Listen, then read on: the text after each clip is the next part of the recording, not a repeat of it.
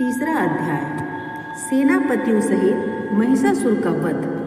जगदम्बा के श्रीअंगों की कांति उदयकाल के सहस्त्रों सूर्यों के समान है। वे लाल रंग की रेशमी साड़ी पहने हुए हैं, उनके गले में मुंडमाला शोभा पाड़ी है। दोनों स्तनों पर चंदन का लेप लगा है। अपने कर कमलों में जप मालिका, विद्या और अभय तथा वर्णात्मक मुद्राएं धारण किए हुए हैं।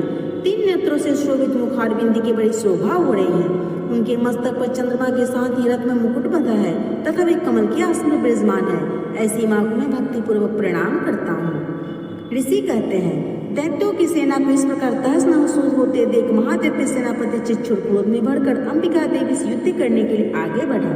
वह असुर रणभूमि में मां के ऊपर इस प्रकार बाणों की वर्षा करने लगा जैसे बादल घड़ी घड़ी के शिखर पर पानी का धार बरसा रहे हैं। तब मां ने अपने बाणों से उसके बाण समूह को अनायासी काट कर उसके घोड़े और सारथी को मार डाला। साथ ही उसके धनुष तथा अत्यंत ऊंची ध्वजा को तत्काल ही काट गिराया। धनुष कट जाने पर उसके अंगों को अपने बाणों से बीन डाला। धनुष, रथ, घोड़े और सारथी के नष्ट हो जाने पर वह असुर ढाल और तलवार लेकर मां की ओर दौड़ा। उसने एक तीखी धार वाली तलवार से सिंह के मस्तक पर चोट करके मां की बाईं भुजा में बड़े वेग से प्रहार किया। राजन, मां की बाह पर पहुंचते ही वह तलवार टूट गई। फिर तो क्रोध से आंखें लाल करके उस राक्षस ने हाथ में शूल लिया और उस महादैत्य ने भगवती भद्रकाली के ऊपर चलाया। वह शूल आकाश से गिरते हुए शूलमंडल की सी भांति अपने तेज से प्रज्वलित हो उठा। उस शूल को अपनी ओर आते देख मां ने भी शूल का प्रहार किया। उससे राक्षस के शूल के सैकड़ों हजारों टुकड़े हो गए। साथ ही महादैत्य चिच्छुर की धज्जियां भी उड़ गई और वह अपने प्राणों से हाथ धो बैठा। महिषासुर के सेनापति उस महाप्रकट में चिच्छुर के मारे जाने पर देवताओं को पीड़ा देने वाला चामर हाथी पर चढ़कर आया। उसने भी मां के ऊपर शक्ति का प्रहार किया, किंतु जगदम्बा ने उसे अपने हुंकार से ही आहत एवं निष्प्रभ करके तत्काल ही पृथ्वी पर गिरा दिया। शक्ति टूट कर गिरी हुई देख चामर को बड़ा क्रोध हुआ। अब उसने शूल चलाया, किंतु मां ने उसे भी अपने बाणों द्वारा काट डाला। इतने ही में मां का सिंह उछलकर हाथी के मस्तक पर चढ़ बैठा और उस दैत्य के साथ खूब जोर लगाकर वह युद्ध करने लगा। वे दोनों लड़ते लड़ते हाथी से पृथ्वी पर आ गए। अत्यंत क्रोध में भरे हुए एक दूसरे पर बड़े भयंकर से प्रहार करते हुए लड़ने लगे। तदनंतर सिंह बड़े वेग से आकाश की ओर उछला और उधर से गिरते समय पंजों की मार से चामर का सिर धड़ से अलग कर दिया।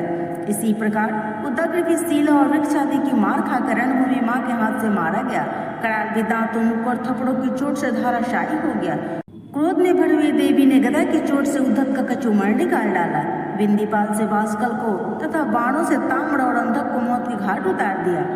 3 नेत्रों वाली परमेश्वरी ने त्रिशूल से उग्रास से उग्रवीर तथा महाहनु नामक दैत्यों को मार डाला। तलवार की चोट से विडाल के मस्तक को धड़ से काट गिराया और दुर्गर और दुर्मुख इन दोनों को अपने बाणों से यमलोक भेज दिया। इस प्रकार अपनी सेना का संहार होता देख महिषासुर ने भैंसे का रूप धारण करके देवी के गणों को त्रास देना आरंभ किया। किन्हीं को तुतुन के मार से, किन्हीं को परखुड़ों का प्रहार करे, किन्हीं को पूंछ से चोट पहुंचाकर, कुछ को सींगों से विदीर्ण करके, कुछ गणों को वेग से, किन्हीं को सिंहनाद से, कुछ को चक्कर देकर, कितनों को निश्वास वायु की झोंके से धाराशायी कर दिया। इस प्रकार गणों की सेना को गिराकर वह असुर महादेवी के सिंह को मारने के लिए झपटा। किन्हीं के ऊपर खुरों का प्रहार करके, किन्हीं को पूंछ से चोट पहुंचाकर, कुछ को सींगों से विदीर्ण करके, कुछ गणों को वेग से, किन्हीं को सिंहनाद से, कुछ को चक्कर देकर और कितनों को निश्वास वायु की झोंके से धाराशायी कर दिया। इस प्रकार गणों की सेना को गिराकर वह असुर महादेवी के सिंह को मारने के लिए झपटा। इससे जगदम्बा को बड़ा क्रोध हुआ। उस महाप्रकट में महिषासुर भी क्रोध में भरकर धरती को खुरों से खोदने लगा तथा अपने सींगों से ऊंचे ऊंचे पर्वतों को उठाकर फेंकने लगा और गरजने लगा। उसके वेग से चक्कर देने के कारण पृथ्वी क्षुब्ध होकर फटने लगी। उसकी पूंछ से टकराकर समुद्र सब ओर से धरती को डुबोने लगा। हिलते हुए सींगों के आघात से विदीर्ण होकर बादलों के टुकड़े टुकड़े हो गए। उसके श्वास की प्रचंड वायु के वेग से उड़े हुए सैकड़ों पर्वत आकाश से गिरने लगे। इस प्रकार क्रोध में भरे उस महादैत्य को अपनी ओर आते देख चंडिका ने उसका वध करने के लिए महान क्रोध किया। उन्होंने पास फेंककर उस महान असुर को बांध लिया। उस महासंग्राम में बच जाने पर उसने भैंसे का रूप त्याग दिया और तत्काल सिंह के रूप में प्रकट हो गया। उस अवस्था में जगदम्बा जी ही उसका मस्तक काटने के लिए उद्यत हुई, त्यों ही वह खड्गधारी पुरुष के रूप में दिखाई देने लगा। तब माँ ने तुरंत ही बाणों की वर्षा करके ढाल और तलवार के साथ उस पुरुष को भी बींध डाला। इतने में वह महान गजराज के रूप में परिणत हो गया तथा अपनी सूंड से माँ के विशाल सिंह को खींचने और गरजने लगा। खींचते समय देवी ने तलवार से उसकी सूंड काट डाली। तब उस महादैत्य ने पुनः भैंसे का शरीर धारण कर लिया और पहले की भांति चराचर प्राणियों सहित तीनों लोगों को व्याकुल करने लगा। तब क्रोध में भरी हुई जगन्माता चंडिका बारंबार उत्तम मधु का पान करने और आंखें लाल करके हंसने लगी। उधर वह बल और पराक्रम के मद में उन्मत्त हो राक्षस गरजने लगा और अपने सींगों से ऊंचे ऊंचे पर्वतों को उठाकर चंडी के ऊपर फेंकने लगा। उस समय माँ अपने बाणों समूह से उसके फेंके हुए पर्वतों को चूर्ण करती हुई बोली।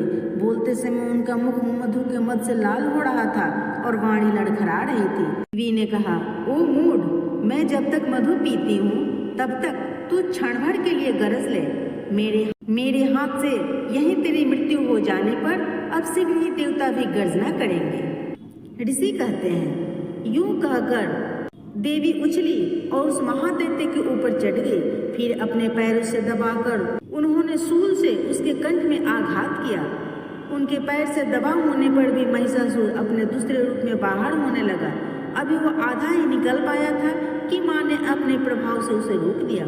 आधा निकला होने पर भी वह महादैत्य देवी के साथ युद्ध करने लगा। तब देवी ने बहुत बड़ी तलवार से उसका मस्तक काट गिराया। फिर तो हाहाकार करते हुए दैत्यों की सारी सेना भाग गई तथा संपूर्ण देवता अत्यंत प्रसन्न हो गए। देवताओं ने दिव्य महर्षियों के साथ दुर्गा देवी का स्तवन किया। गंधर्वराज गाने लगे तथा अप्सराएं नृत्य करने लगी। इस प्रकार मार्कंडेय पुराण में सावर्णिक मनवंतर की कथा के अंतर्गत देवी महात्म्य में महिषासुरवध नामक तीसरा अध्याय संपन्न हुआ। ओम नमः चंडिकाय।